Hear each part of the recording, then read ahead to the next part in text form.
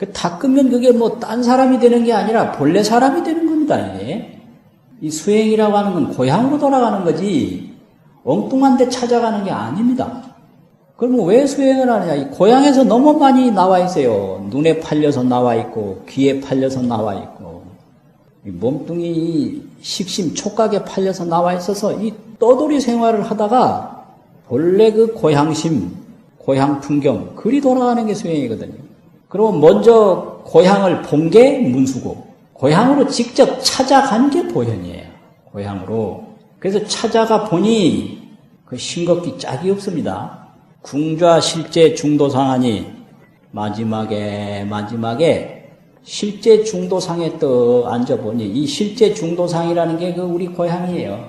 그거 보니 행도 처시 종래처라 행도 가서 이르는 곳이 이것이 쫓아서 온 곳이다. 행도처 갈행자 이를 또자 고처자 행도처가 이시자 시 종래처 쫓을종자 올래자 고처자 쫓아서 시작해서 온 곳이다. 이렇게 싱거워요.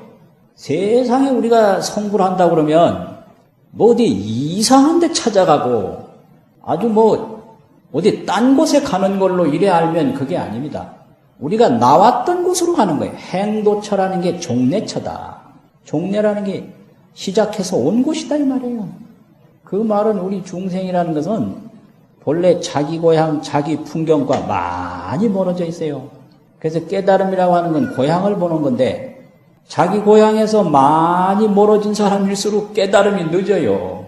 어떤 사람은 뭐 금방도 깨닫고 닭소리 듣고도 깨닫고 흰 구름 보고도 깨닫고 이러는데 이게 어떤 사람은 뭐 법문을 수없이 들어도 못 깨닫고 아무리 보여줘도 모르고 그 고향과 많이 떨어져서 그래요. 그리고 이 식심에 속아서 다른 사람에게 속는 게 아니라 내 식심, 자기 생각에 속는 거예요. 그래서 옳게 못 깨달았는데 자기 생각에 자기가 속아서 옳게 깨달았다고 조실 스님하고 대판 싸우는 경우도 많습니다. 그런 경우 허다해요. 근데 옛날에는 막 조실 스님한테 내가 분명히 깨달았다고 막 달려든 분이 60년대, 70년대까지는 많았는데요. 80년대 이후로 거의 없어요.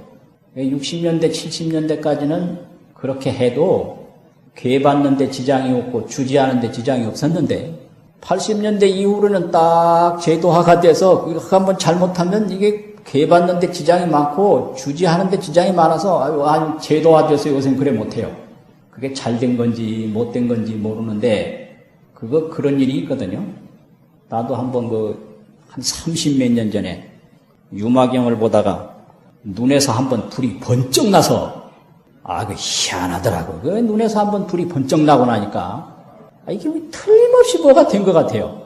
그래서 막 개성도 지어보고 막 그 전에 해석 못하던 어록 전등 염송 뭐 이런 것도 해석해보고 별별 짓을 다 하다가 이거 나 혼자 이럴 게 아니라 통도사 극락암 경국노 스님이 도인 스님이라고 하니까 한번 가서 배우러 간 게 아니라 도인 스님 한번 내가 시험을 해봐야 되겠다 이 마음으로 갔어요. 가가지고 상대를 해보니 아니다. 내가 본성은 전혀 못 봤다. 그러니까 그런 생각 전혀 하지 말고 열심히 공부해라 이랬거든요. 그 말을 철석같이 믿고 했으면 됐는데 전생부터 공덕이 부족해서 그 말이 그때 진실하게 안 들리더라고요. 여기 이제 큰 문제가 생긴 거예요. 저 노스님이 공연히 건방질까봐 옳게 됐는데 안 됐다고 하신다. 이리 내 나름대로 해석을 해버려요. 그러면 안 되거든. 절대 안 돼요. 절대 안 돼. 내가 건방 떨지 말라고 공연히 저렇게 겁을 주시고 저런다. 그렇게 생각하고 방심하는 사이에 세월이 흘러서 공부가 크게 잘못됐거든요. 그래서 나중에 보니 그걸 알게 됐어요. 그때 그 큰 스님이 그 말씀 해주신 것이 그래도 큰 도움이 됐다. 이렇게 이제 선지식이 필요합니다. 흔히 마을에서 거사님들 자기 혼자 견성하고 자기 혼자 도학한다고 하는 사람들, 이거 굉장히 조심해야 됩니다. 이 식심과 정지를 본인 스스로 구분할 능력이 없어요. 자기 식심인데 식심이라는 건 생사의 도둑이에요. 또 생사의 함정으로 끌고 가는 귀신입니다. 그 생사 도둑, 생사 귀신을 바른 깨달음으로 잘못 알아서 도에 대해서 크게 망치는 게 있어요.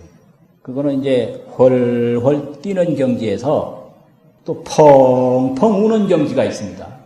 펑펑 우는 경지가 뭐냐? 내가 깨닫기는 깨달았는데 부처님과 같이 신통이 없고 공덕이 없고 광명이 없고 능력이 부족하다. 이걸 빨리 알아채야 되거든요. 지혜는 설사 부처님과 같다 하지만 공덕과 신통은 어림도 없다. 이걸 빨리 인식을 해야 돼요. 그리고 나는 또 설사 그 고향심을 봤다 하지만은 다생겁내로 일체 중생이 다 부모요, 친척이요, 형제요, 자매인데 일체 중생이 이렇게 고통을 받고 있는데 저 중생에게 내가 전혀 도움이 안 되니 이 일을 어찌하면 좋겠나. 여기에 비감심이 생겨서 펑펑 웁니다. 그 도인이라고 하는 것은 웃는 경지에서 우는 경지로 넘어가요. 이 우는 경지를 체험하지 못하면 보현성부를 못하는 거예요.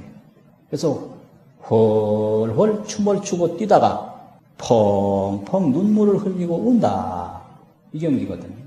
그래서 이제 가보니까 지금 이 개송에서 이야기한 것처럼 바로 내가 떠나온 곳으로 왔구나. 그래서 보현을 아버지로 하고 문수를 어머니로 해서 성불을 하십니다. 여기까지를 자행성불이라고 그래요. 자행성불. 스스로 실행하는 성불이다. 스스로 자자 행할 행자. 그게 자기 성불이에요. 4월 초파일 봉축식이다라고 하니까 부처님이 태어날 때 꽃비가 내리고 용이 물을 뿜어서 목욕하고 또 불자들이 뭐 울긋불긋 차려입고 또 뭐 이렇게 설법하는데요. 장삼에다가 막 꽃을 달아주고 그냥 이 올라오니까 막 등이 막 밝아가지고 막 덥고 막 땀이 나고 그래서 막 방광을 하고 무지개가 뜨고 이런 걸 전부 색상이라고 그러는데요.